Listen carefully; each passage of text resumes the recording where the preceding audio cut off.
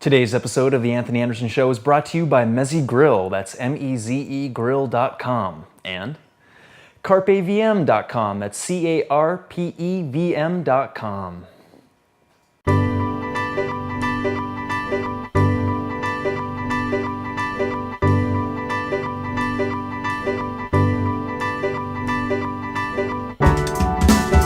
Perennial polyculture, annual monoculture. Greetings everyone, this is Anthony Anderson coming at you live from New York City. It's a beautiful Saturday. I believe it is sometime in September, early September, I guess it doesn't even really matter. But the point is we are here today with an honored guest, Mr. Philip McCluskey of philipmccluskey.com. Philip, how you doing, brother? Hey, how's it going, Anthony? Thanks for having me on your show. Yeah, man, very cool. It's about time. It's about time. Good to have you on. So Philip and I have been friends and partners in the raw food scene, along with Drew Mill and Vanessa of Gnosis Chocolate. And it was kind of like us four doing some events, and we were holding retreats, and it was just like a really good time. So we've been doing that since about 2007. And Philip has an awesome story. He's had a major transformation with switching his diet and his lifestyle up. And so I really wanted to have him on the show so he could share some inside tips and what he's been up to and things that he's doing now. He's touring all over the world. He's a world-renowned speaker on living foods, exercise, weight loss. So we'll have at it, man. How's it going? It's amazing. I'm actually up here in Jasper, Alberta, cool. In Canada, and just a sunny day and beautiful, surrounded by mountains. It's amazing. What brings you up to Canada? Spending a little time with my girlfriend and just a little bit of a downtime before I go on my next tour, which starts up in October in Australia. Wow, very cool, very cool. What brought on the desire to go to Australia and do a tour down there? You know, I've really been inspired to go for a long time, and one of the things that I like to do when I tour is to go to places that are kind of unique and that I haven't been to before. You know, one of my intentions is also to get in a lot of travel, culture, experience, meet new types of people that I probably wouldn't have normally met if I just, you know, stayed in my own area. So I like to create opportunities like that kind of broaden my exposure, but at the same time, you know, it's definitely a place that that's in need of a little bit of raw food help. Right now, the ratio, I believe, is 68% of men in Australia are overweight. Maybe not overweight like we are in the United States, where there's such a large amount of obesity, but overweight all the same. And it's still fairly new there, the raw food and the movement, and kind of a little bit of the idea behind that. So it's a perfect market. I've met some friends over there, and we decided to give it a go. So yeah, that's how it came about. And you're also teaming up with Sun Warrior for this, right? Yeah, Sun Warrior raw protein powder, which I love. They're teaming up. They're doing website and design and helping really push the tour, and really grateful for that. Yeah, awesome. That's sunwarrior.com. If you guys don't know that, really great protein powders, a lot of superfoods. They're teaming up with Philip for promoting his Australian tour, so keep an eye open for that.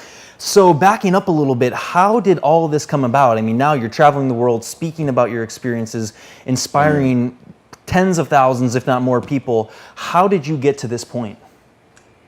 Well, I'll give you the short of the long story. Okay. Basically, maybe about 5.5, 6 years ago, I had got to a max point in my life where my weight just was officially out of control. Now, it was pretty much out of control the majority of my life. I've been overweight probably since the age of 5. You know, literally going from being the cute, you know, chubby kid who everybody wanted to pinch my cheeks and of course I wanted to slap them. Then it went to being, you know, overweight and then obese. And then they had to create a new term called morbidly obese. Yeah. Until finally I got to a point where I stepped on the scale one day and the needle went to 400 pounds. And it was kind of, it kind of felt like I walked into a doctor's office and the doctor just gave me some sort of terminal disease. He was just like, okay, you have X and you're either going to live now or you're not, you know, because I always think about this quote I heard a long time ago. It said that there's, you know, two things that you don't see in life. One is an old drug dealer, because generally they're in jail or dead, and the other is an old obese person because they're just not alive, and I already had started to feel some of the health issues coming on in a very strong way, as you can imagine.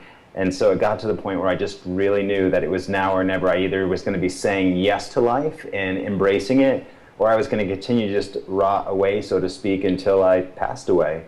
And that's right around the time when I had discovered raw food and made a big drastic change in my life.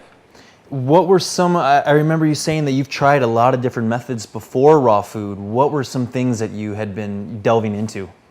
Yeah, I literally had tried probably 30 different diets. I mean, every major diet I've done, whether it was, some of those old school programs where you'd have this little booklet and you had protein cards and you would have to take the card after you ate a protein from the day from one slot and put it into the other, and then you couldn't eat protein for that day. That's just the old corny stuff, all the way up to, doing Weight Watchers 4, 5, 6 times. I even tried vegetarian at a point, and being vegan. Of course, all the fad diets, Atkins, and that type of stuff. I mean, I went to therapists, counselors, hypnotists. I just kind of went through the whole gamut, and nothing seemed to work. I mean, there was even a time where I was working out at the gym an hour before work, and then after work, after doing a full day of work, going back to the gym to do another hour. And, I definitely was burning a little bit, but I could never lose more than 20 pounds. And so nothing seemed to be working. And at the very last moment, the only thing the doctors really recommended, of course, was, surgery. It's just like, okay, you can't do this, so go ahead and get gastric bypass surgery. And I thought, okay, maybe this is the option for me. I went through a month of tests to sort of satisfy my insurance company to actually pay for this crazy invasive procedure where they're going to cut me open and make my stomach the size of my hand and this craziness. And at the very last moment, I had gotten approved and I was about to have it done. And that's when I discovered, raw food. That's when I discovered healthy eating. And that's all when everything, instantly switched in a moment's time. Yeah. So were you in a relationship at this point, or were you single? At that point, I was married. Okay. And I was married, and I just, it was funny that you mentioned that, because my wife and I had gone to Germany, and it was pretty dramatic because there was, one thing I noticed at one point was people were staring at me, especially in Berlin. It was very fashionable there. I just figured, hey, maybe I'm not wearing the right clothes or something like that, But people were staring and like pulling at their friend's sleeve and like pointing at me. Yeah. And I was like, what's going on? I was always like a tough, aggressive guy. I wasn't used to that. But I couldn't figure it out. And then later on, we went over to the Netherlands, and we were in a little bed and breakfast. And I came downstairs to use the phone because our room didn't have a phone. And when I walked in, the lady that was behind the desk, the receptionist, she didn't say hi, she didn't greet me, she didn't do anything. The only thing she did was she looked up, she looked at me, and she just exclaimed really loudly, she's like, "How did you get so big?" Wow. And she wasn't trying to be mean, she was just actually concerned. And we had a little talk for about 2 minutes, and I left, and that's when I realized, oh wow, those people weren't looking at me because of my clothes. Those people were looking at me because of my size, because so many people there are just trim and in shape. I mean, I saw 95-year-old women out on their bikes biking around, and 80-year-old women coming from the store with their groceries in the basket in the front of their bike, and it was just such a different culture. And basically that shock kind of got into my system, and I just kept thinking about, how did you get so big? How did you get so big? This idea sort of just kept resonating in my mind. And when I came back to the United States, I decided to answer that question for myself. And instead of going and having the gastric surgery, I made the switch to healthful eating, and that really made the difference. What was the style of your diet when you got into the living foods lifestyle? Well, previously it was probably the worst imaginable. I was eating anywhere from 5,000 to 7,000 calories a day, easy. I remember going to Dunkin' Donuts in the morning on the way to work and thinking, okay, I want to get something to eat, because I didn't eat anything, because I didn't take the time to make food for myself, because I was probably tired from the night before. and just, always out of breath and overwhelmed. And so I remember pulling in and saying, okay, let's get a muffin. A muffin can't be that fattening. Oh, maybe I'll get a corn muffin. Corn must be good, right? So I started getting 2 corn muffins, and then people at work were drinking these things, coffee coladas. So I went and got a large one of those, and I got into a habit of just doing that every single day. 2 corn muffins, a large coffee colada. And I remember one day for fun, I don't know, somehow I was inspired to go on their website to just check out the calorie content. And I realized that the muffins were 500 calories each. Whoa. The coffee colada was 700 calories. I was having 1,700 calories. I was probably having almost my daily caloric intake for my size before I even stepped into work in the morning. Yeah. And then, of course, went out for lunch during work. I didn't prepare any meals, so it was always fast food. I'd go to McDonald's or Burger King with my $5 and stand in front of the dollar menu and just be like, 3 hamburgers, a French fry, and a milkshake. And I mean, I don't even know how many calories that was, but I used to be so tired that when I would go back to work, my biggest fear in work was that my boss would walk in and find me asleep on my keyboard, because I would just fall asleep all the time. I couldn't even stay awake. Yeah. My body's like, please, just shut down. Like, we don't want you to kill yourself. Just shut down. And I'd just be falling asleep with drool on my keyboard. Yeah. And then, of course, I was so exhausted from the day that on the way home, I couldn't even think of making food. So I'd pick up a calzone, a large pizza, a grinder, some kind of chicken Parmesan grinder, and just packet it again with chips and soda and ice creams. And it was tough, man. I just remember thinking I'd come home from work with my food, and I only had 1 flight of stairs to get to my house. And by the time I walked those 1 flight of stairs, I was so winded and out of breath and even sweating. The only thing that I could really do was go sit on my couch, recline the chair, put a movie in, and rest the food on my stomach. Wow. And that's what I would do. I would eat until I went to sleep or passed out on the couch, and then would wake up and go to bed later on. And you were doing this for years. Yeah, it wasn't a very exciting life, as you can imagine. Yeah. But yeah, it had become a habit, unfortunately. Yeah. I'm sure you watched a lot of good movies, though. I was a movie expert, bro, because I didn't watch any TV. I didn't really get on with TV very well. Right. I didn't like the commercials. I didn't like the programming. So what I would do is I would just only watch movies that I loved. And I mean, it was literally 4 hours of movies every night, and Saturdays and Sundays was like an 8 to 10 hour movie marathon. Wow. That was it. I remember going into the movie store, and the guy looked at me, and we became friends, and he said at one point, he goes, "You're not even looking to find a new movie. You're looking to find a movie that you've watched the 2nd or 3rd or 4th time over, because you watched all the movies we have in here." Yeah. And I was like, you're actually right. Well, man. On a side note, the Anthony Anderson Show is now available on podcast, so you can see the videos and the audio. You can watch this episode on your iPhone, at home, on the train, whatever you need. Go to onlyoneTV.com and you'll see all the information right there. It's really like a new thing. We really want to be able to access this kind of information as soon as possible and wherever possible. So how about diabetes? Was that ever a concern? Thankfully, I never had diabetes. My sister had diabetes, although she wasn't overweight, and it was pretty extreme. She actually passed away from it. The majority of her life, she couldn't drive because of her eyesight was so bad. Yeah. My father, who was also overweight, had a triple bypass heart surgery, 3 types of cancer, and got diabetes.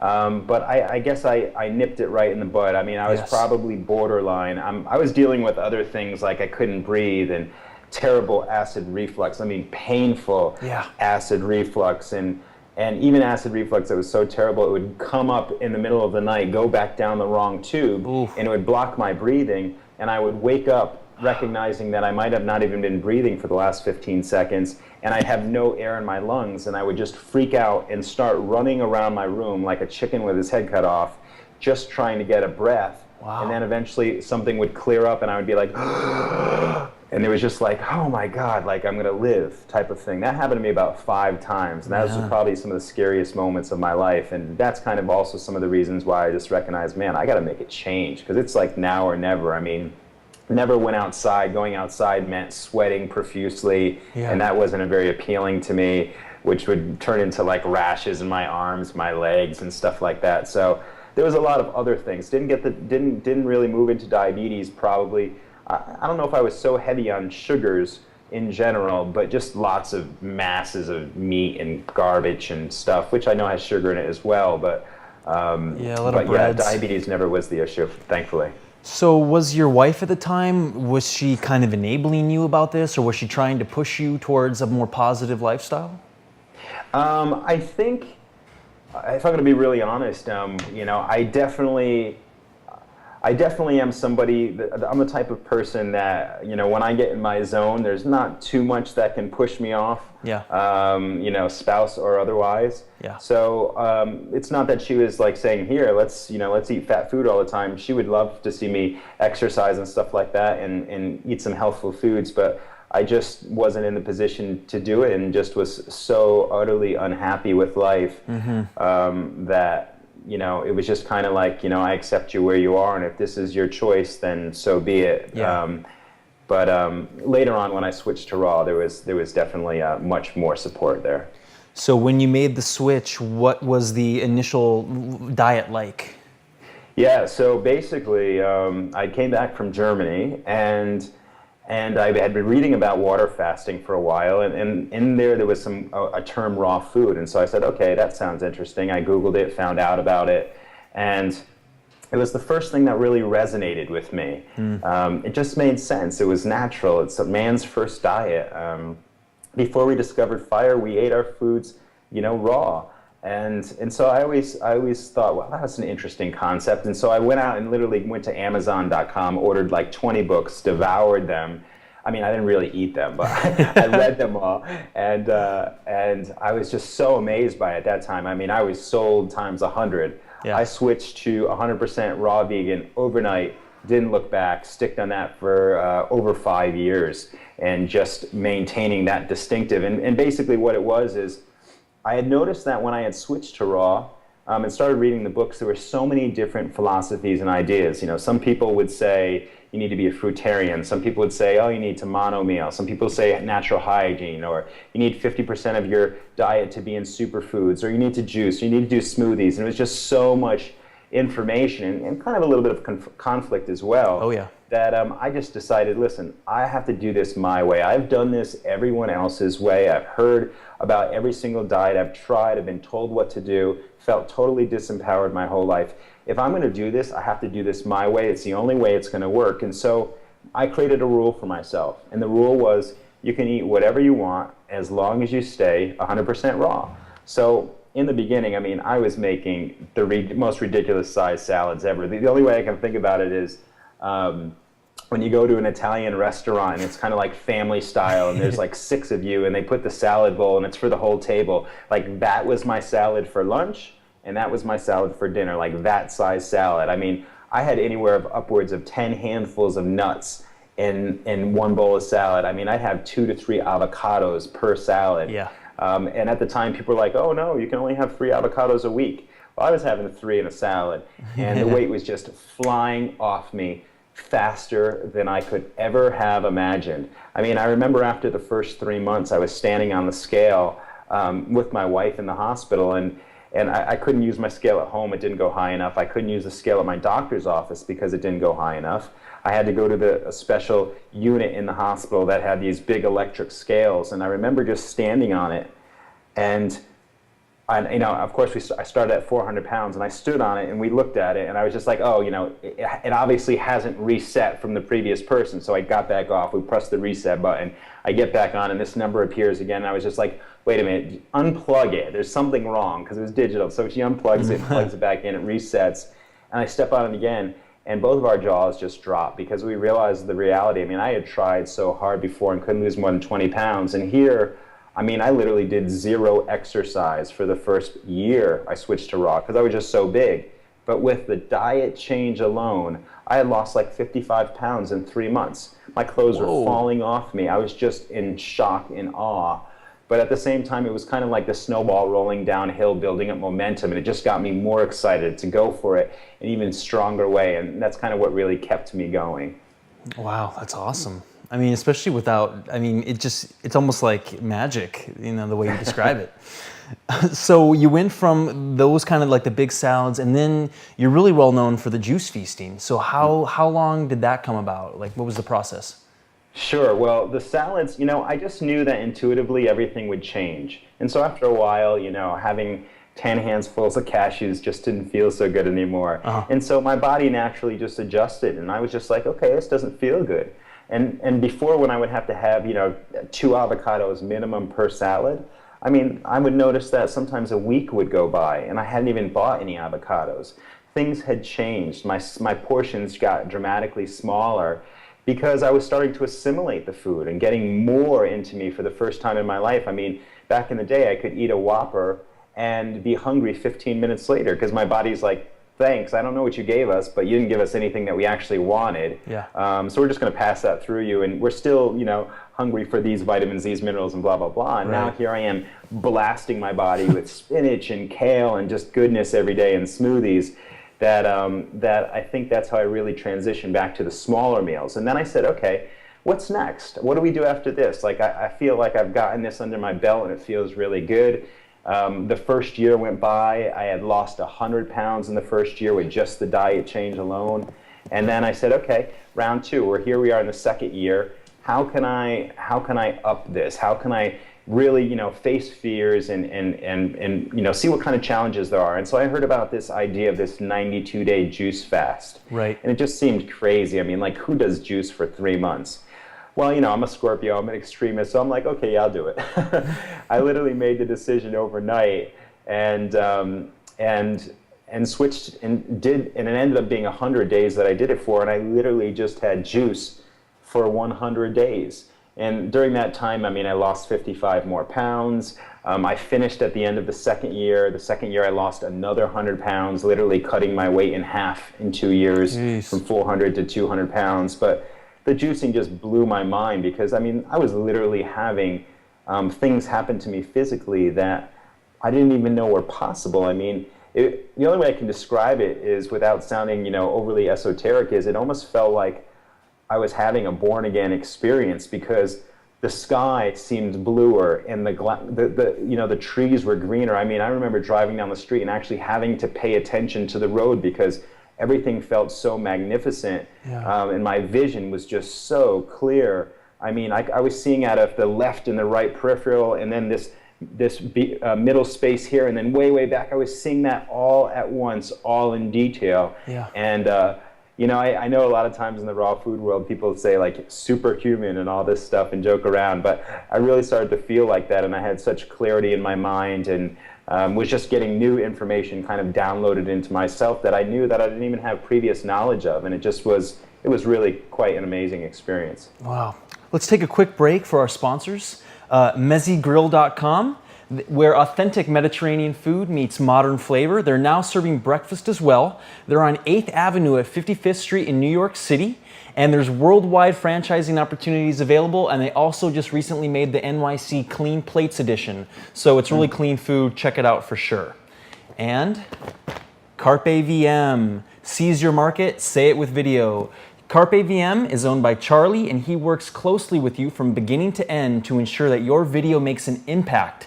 Video on the web is ideal to engage your viewers and build up your business.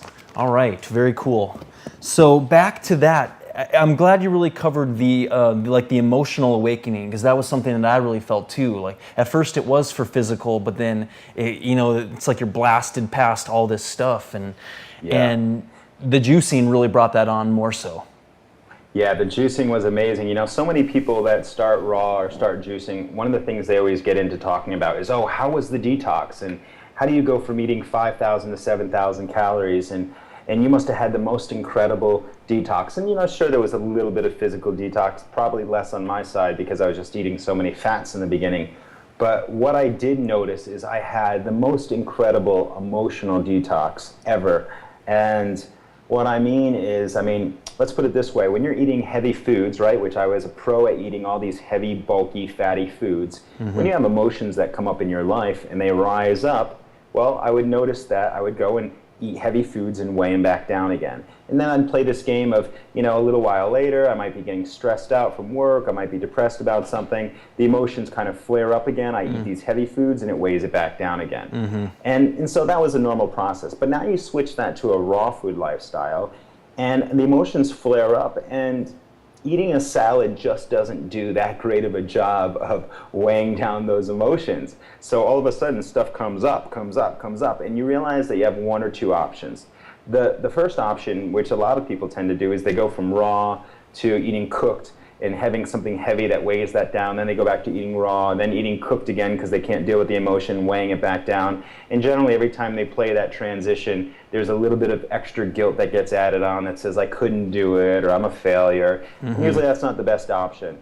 The second option, which I decided to go with, was I said, okay, this is coming up, the emotion's here, I don't even know what it's from. Is it from childhood? Is it from, the present moment? I don't know. But I know that I need to let it go. I need to figure out ways to let this go. And so this emotional purging was going on.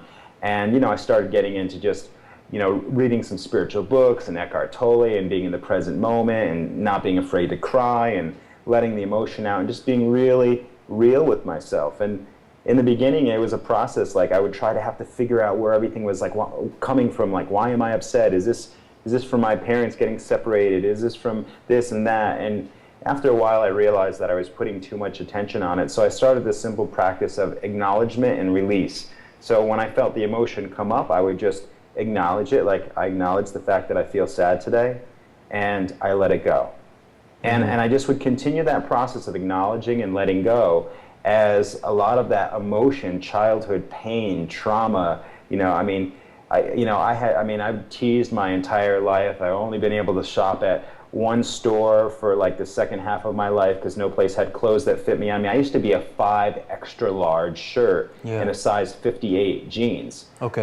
You just can't find that kind of clothes anywhere. And it just goes on and on. Just tons of insecurities and tics that I created, and just from being that size. And moving into letting all of that go once and for all was such a big thing for me. Now you switch that to juicing. Let me tell you, there's really nothing that weighs down those emotions. Because it's just like you're drinking water practically. You have emotions, you're just not able to bury it with the food like you could with eating the standard American diet, or even eating raw and including nuts and things like that. So sometimes the emotion detox comes even more faster and furious, and it's just like, okay, here we go. And it's good, because once that's out, man, you feel refreshed. You feel renewed, you feel like a new person. I barely can remember who I was before I lost the weight. It almost feels like another lifetime ago. Sure. Yeah. For some people just getting into this lifestyle, what would be some supplements or some tips or tricks that you could recommend for them to get, make some quick gains? Well, one of the things that I like to usually recommend, and obviously switching 100% overnight is not something that is very feasible for most people, or most people will be able to do. So a simple method of working some more raw into your life and making some healthful changes is a process called the replacement method. And the replacement method is simply this. It says that, okay, I'm going to, and you pick a meal, I'm going to change my breakfast. Instead of having bacon and eggs every single morning, here's what I'm going to do. I'm going to just learn how to make a great green smoothie, or substitute with fruit or something like that. And so you're adding something in your diet. You can have whatever you want for lunch, whatever you want for dinner. This is just one thing. That's it. And so you work at that for 4 to 6 weeks until it becomes a habit, until it becomes easy, until you don't feel like, oh, I'm making that smoothie in the morning, where you kind of like, it feels like a struggle. No, this is just what you do every day now. This is part of your life. It's easy. And then when you feel really comfortable with that, you add in the next thing. How can I add in a wonderful salad for lunch? And then you create a habit out of that, and you keep playing that game until you finally realize, well, there's just not enough time in the day to eat all the garbage that wasn't serving me before and eat all this amazing healthy food. So just by a method of displacement, you displace the other stuff out, and you find yourself at a new space with these wonderfully created habits that are really just assisting you and guiding you, and makes the transition a lot easier. And usually that works the best for people. It really gives them a slow pace, lets you feel grounded, and it doesn't feel like you have to do too much all at once. Yeah. What would be a good recipe for a green smoothie? My favorite green smoothie recipe is it has a simple base, but then you can get excited with it if you want to. So what I like to do is I think of three things. One, I want to get my nutrients in there. So I either pack it with spinach or kale, or sometimes whatever other fun green that I can find that, maybe just might be on sale that day or look, really fresh that day. But I like to get in the dark greens. And, I'm talking about I usually do a whole bag of spinach, or 2-3 handfuls of kale. Some people could put a couple leaves in. I pack it in.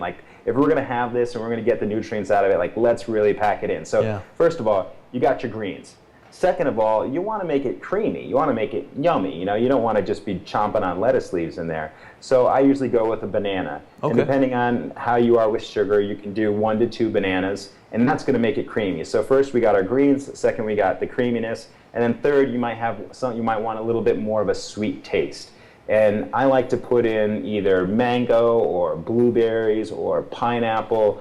Blueberries probably my favorite. And I'll just mix some of that in there. So again, you got your greens, you got your bananas for smoothiness, and you got whatever fruit you want to make a sweet fruit. And I usually just have some frozen fruit, or I'll get fresh fruit and then I'll just freeze it. It's nice and cold when you blend it up. The whole drink is cold. But then of course you can play around from there. I'll add a little bit of sea salt, which brings out some of the flavor. I'll add some carob because I love the taste of carob. It tastes chocolatey, but it doesn't have the caffeine in it. And I'll add maca root for that stamina, and sometimes I'll add a little bit of green powder in there as well. Okay. Depending on it, and then of course my Sun Warrior protein powder I like to get in there, especially if it's an after workout. But those are all again optional. Another optional thing that's kind of fun is if you find you're drinking your smoothies too fast, you can add a little pinch of cayenne in there, and that's sure to slow down your consumption a little bit. And unless you're like me, I love cayenne, so I can just drink it straight. But it's kind of a fun thing. So you have your base smoothie, and then you have these other things that you can kind of add in as fun little options if you really want to make it, like a powerfully packed superfood smoothie. Yeah, cool. So what's your daily protocol like these days? I know it's always, people ask me the same thing, and it changes from day to day. But what's where's the trend going for you right now? Sure.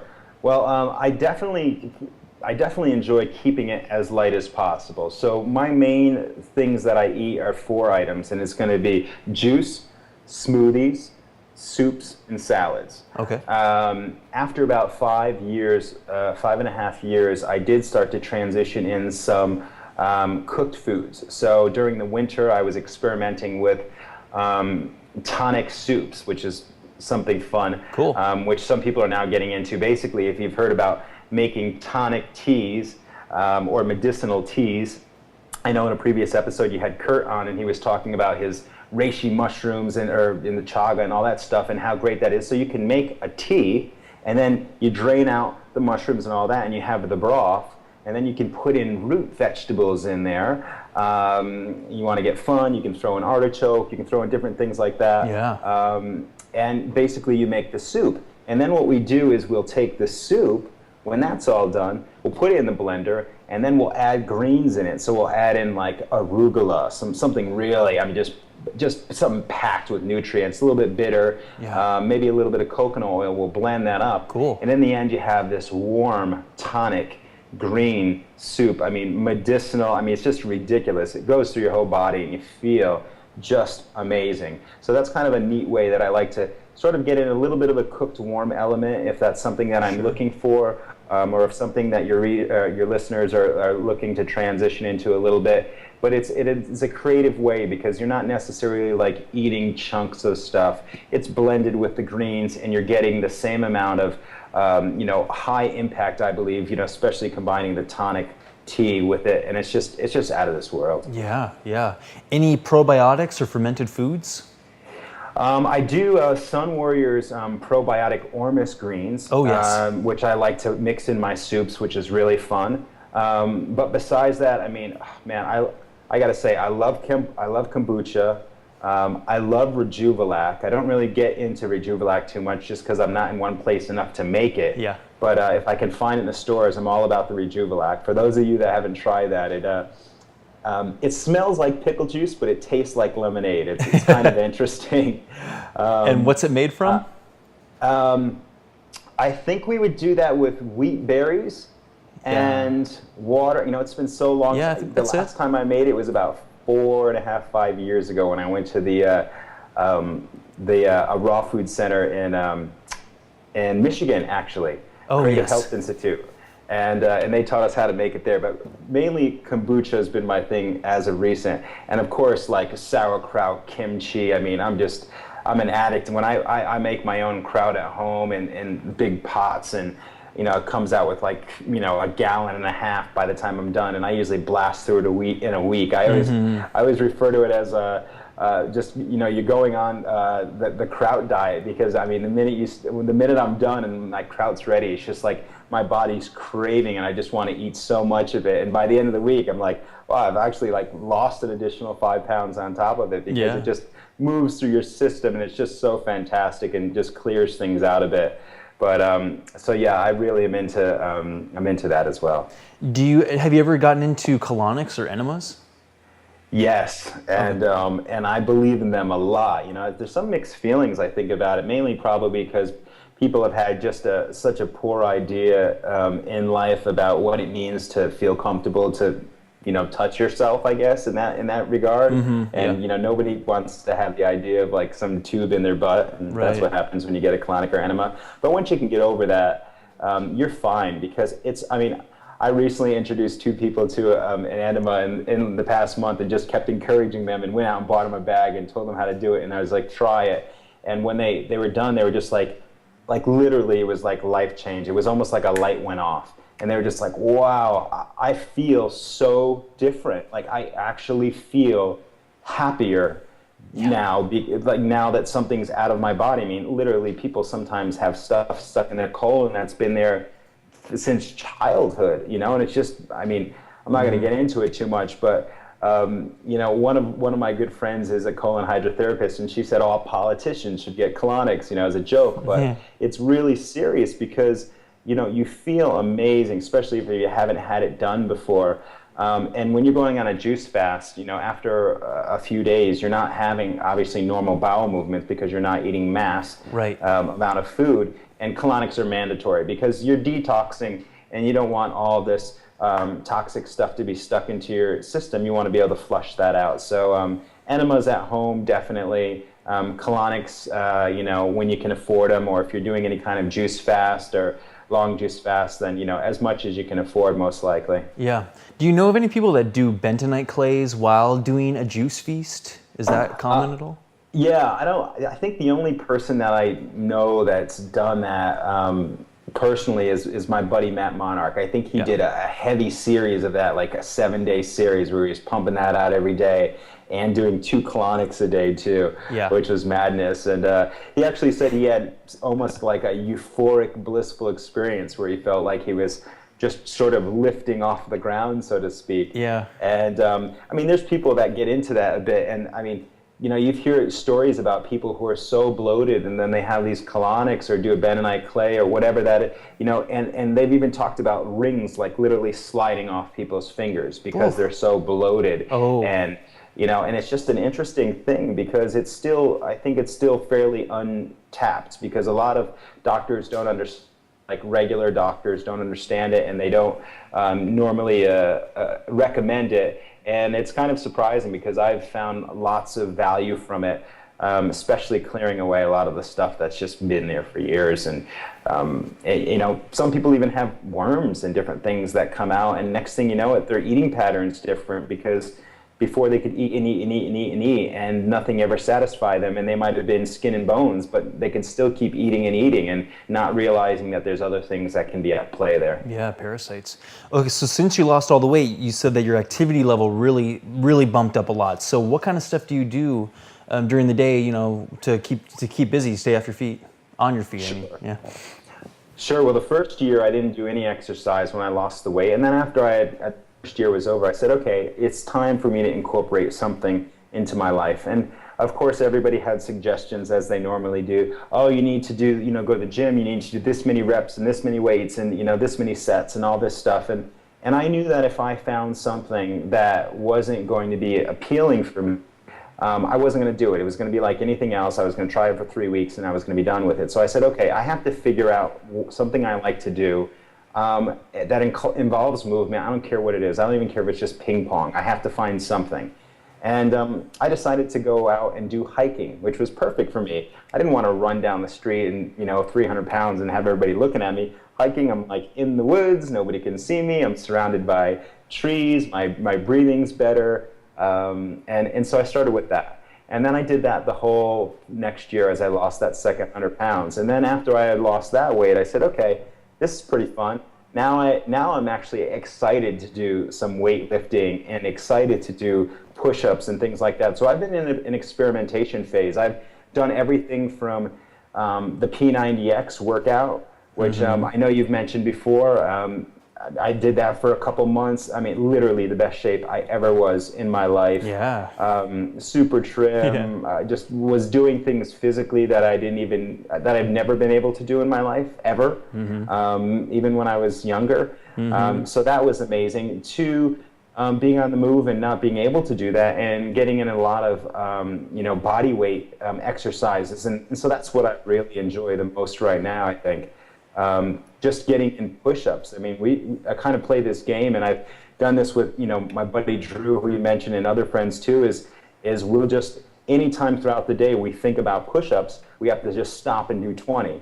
So it could be like on the way to the bathroom. It could be, you've been on the computer for a half hour and just, okay, quick 20-minute break. Let's just drop down and do push-ups, Get back up, and then you find out, wow, I've done, 10 sets of 20 today, or 20 is easy now. I can do sets of 30, or let's try different things. Instead of traditional push-ups, let's try like diamond push-ups, or, different types of things that are working different areas. So I've been really getting into that, and that really helps when traveling because, between doing that and kind of crunches, and sometimes I still take my P90X disc with me. Actually, I have it right here with me, and I'll just do the ab workout too. So I'll hook up my push-ups, and then I'll do a quick 15-minute ab workout with a variety of different crunches and leg exercises that are all, focusing on the abs and stuff like that.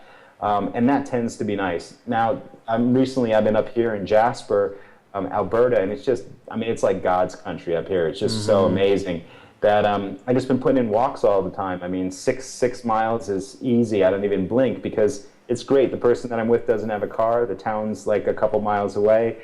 Anytime you want something to eat or do anything fun, it's just, you just walk. And so I try to get in as walking as much as possible. I try to incorporate all the little things. Like, when I'm at the airport and, you have to go to the next gate, I don't stand on the moving sidewalks, I walk. Yeah. And when there's the escalator or the stairs, I take the stairs. And when I'm in a building, when it's the elevator or stairs, I take the stairs, making simple choices. Like I don't have to be in the closest parking space in front of Whole Foods. I can park in the back and I can walk to the door. Right. So kind of just creating a lifestyle of exercise a little bit more than like, okay, from this time to this time I'm going to do this. From this time to this time I'm going to do this. No, it's just like I always want to be moving. I always want to be working out. Even when I'm watching a movie, sometimes I'll just sit down on the ground and do stretches and get my flexibility where I want it to be, and drop down and do a couple push-ups and sit back up, and kind of always just being active. So it's kind of a state of being active. And my vibe, if you ever check out Vibram shoes, is like I wear those all the time, and they just make me want to be even more active. Just walking down the street, I want to climb on things and jump on things. Yeah. Somebody's like, go bike riding? Yeah, okay. We're going to go hiking? Sure, I'm there, and it's just, it's fun. It's creating a lifestyle of health and exercise and enjoyment. Yeah. So how many books do you have published now? How many have you written? Yeah, I just actually, thanks for asking, I just actually finished my 4th book. So I first started off with Raw Food, Fast Food, which was basically like simple recipes, 10 minutes or less. Okay. And then it went to Raw Food Salad Bar, which was simple soups and salads, because people find that soups and salads tend to be the bulk of what they eat after they go in raw for a while. And then I wanted to do a dessert book. So myself and my friend Heather Pace, we did a raw food carob desserts, and we really wanted to introduce carob in a big way, and decided to launch the first raw food book about it for those that have trouble with chocolate and aren't so interested in having the caffeine, now that we can make a bunch of desserts with that. And then most recently, I just finished a raw food juice bar with my friend Natalia KW, and that's just amazing, beautiful juice recipes that are exciting and fun. And I'm big into juicing. I promote it. I host a juicing event every so often up in Canada as well, where people can come and detox. So yeah, I'm really excited about this most recent one, and it's been getting a lot of good reviews. That's so cool. If someone wants to get that, where would you suggest they get it from? Yeah, they can just check me out on philipmccluskey.com. All my stuff's on Amazon. I sell it for less expensive. So you can check it out there, or also you can get the ebook version for less if you're interested in being a little bit more eco. So. Yeah, that's a really good idea. So now you're going to Australia, and then what are your plans after Australia? Are you coming back to the States or Europe? So one of the things that I'm really excited about is I'm going to Australia, and as I'm going there, I'm kicking off a new program. Finally, after working on a program for years, I created a 7-week at-home complete weight loss full life transformation program. It's called World's Sexiest Diet. And there's also going to be a book coming as well, The World's Sexiest Diet. People can check that out, worldsexiestdiet.com. So I'm going to start touring in the States specifically for that, because so many people, the biggest question that obviously I get from somebody who's lost over 200 pounds is, how do I do it?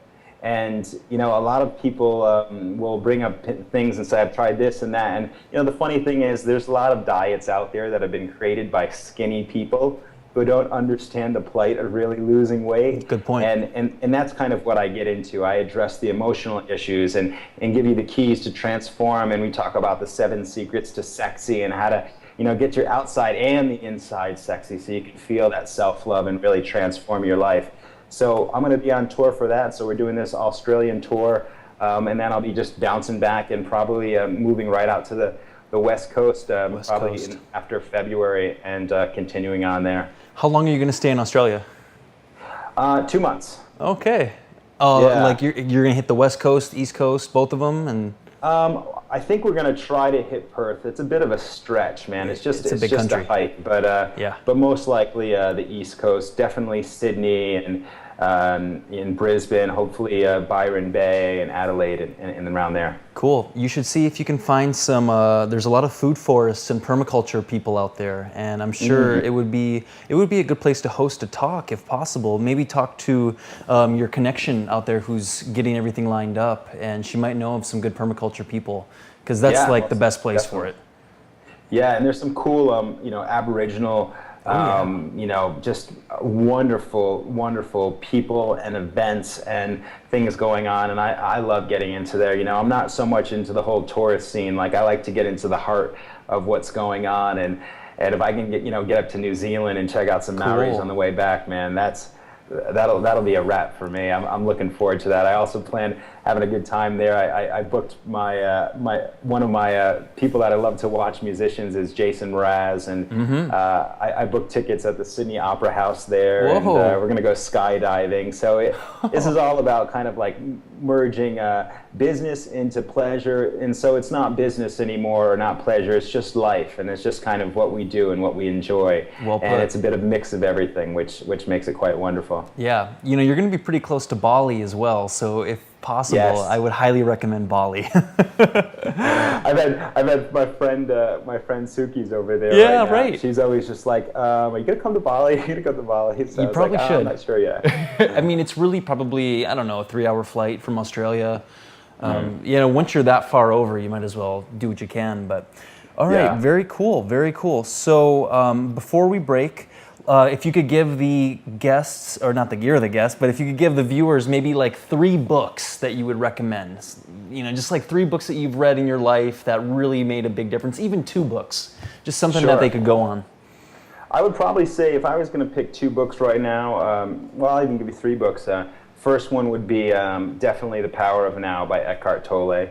Love Eckhart's work, and it's really helped me release a lot of the emotional stuff and come back to the present moment, come back to now, and just to take life a little bit easier. The second book I actually have right here, and I go through this a couple times. This would be one for the men, but it's also one for actually anybody. The Way of the Superior Man is fantastic, and I just read this one over and over again. That'll, guys, that's a little bit of a reminder on what it's like to be, a guy. And then women, it's kind of like women check that book out as well, because it gives you a little bit of understanding on how we tick. And so those are a couple great books. That one deals with a little bit more relationships. Obviously, Eckhart's a bit more spiritual matter. And another one which I really, really love is The Way of the Peaceful Warrior. I know they made it into a movie, which was all right, but the book was just fantastic, and that's by Dan Millman. And I used to read that book over every single year just to inspire me to face fears and overcome and really go for it in life. No deathbed regrets. It's like saying yes to life and really embodying all that really means. Awesome. So that'd be my recommendations. Very cool. So how can people find you? Facebook, Twitter, where are you on the internet? Sure. Twitter, my name, philipmccluskey.com, PhilipMcCluskey. I have a Facebook fan page. It's facebook.com/Philip McCluskey, and then the number 7, Philip McCluskey 7. Or my website, philipmccluskey.com. A lot of people might have known me from my previous website name, which was Loving Raw. You can type in Loving Raw, you can type in my name. Either way gets you there. You'll be able to see all my posts, tons of free videos, and hundreds of blogs, and fully complete raw food online store. So yeah, there's a bunch of different ways you can check me out. Awesome, brother. Well, cool, man. Thank you so much for coming on the show. I really appreciate your time and your presence. My pleasure. Thank you so much for all you guys are doing. Yeah, Appreciate it. yeah. I'll see you when you get back. Have a good time. All right. All right. Good. Take it easy, Phil. Peace. Peace. Later, man. All right, everyone. Thanks so much. That was Philip McCluskey. He's a big hero of mine. He's made some major gains. Major gains. Stuff that, I don't even forget the guy's name from Subway, but it's like, that stuff's like irrelevant to me. Like what Philip's been doing completely overshadows that. So check him out for sure. And check us out on onlyonetv.com. And we'll see you really soon. Take care. Thanks a lot. Peace.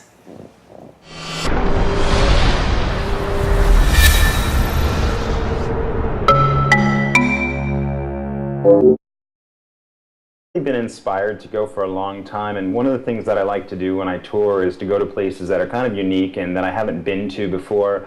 One of my intentions is also to get in a lot of travel, culture, experience, meet new types of people that I probably wouldn't have normally met if I just stayed in my own area. So I like to create opportunities like that kind of broaden my exposure, but at the same time, it's definitely a place that that's in need of a little bit of raw food help. Right now, the ratio, I believe, is 68% of men in Australia are overweight.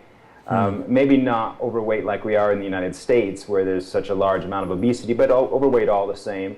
And it's still fairly new there, the raw food and the movement, and kind of a little bit of the idea behind that. So it's a perfect market. I've met some friends over there, and we decided to give it a go. So yeah, that's how it came about. And you're also teaming up with Sun Warrior for this, right?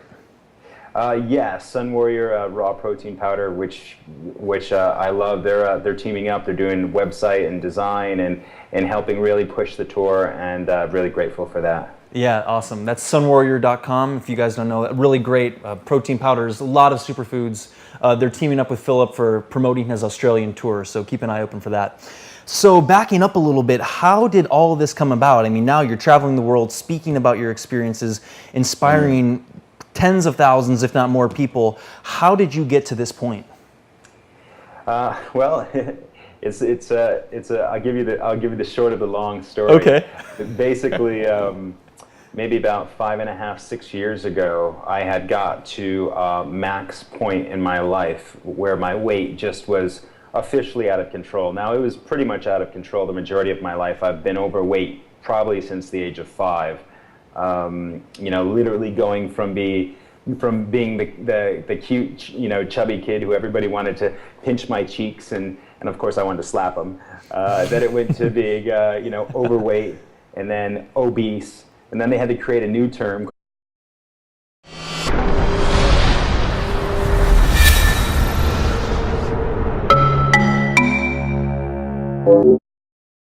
Today's episode of The Anthony Anderson Show is brought to you by Meze Grill, that's M-E-Z-E grill.com, and carpevm.com, that's C-A-R-P-E-V-M.com.